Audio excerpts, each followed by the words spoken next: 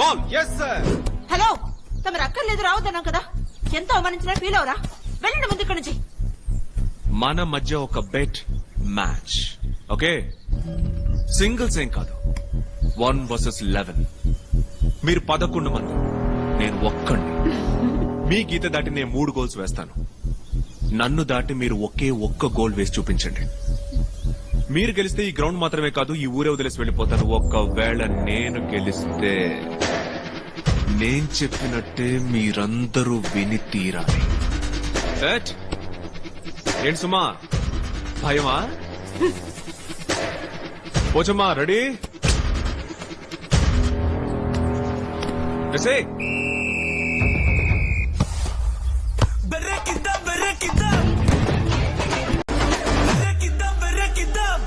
తెల్లారు 5ంటికి ట్రైనింగ్.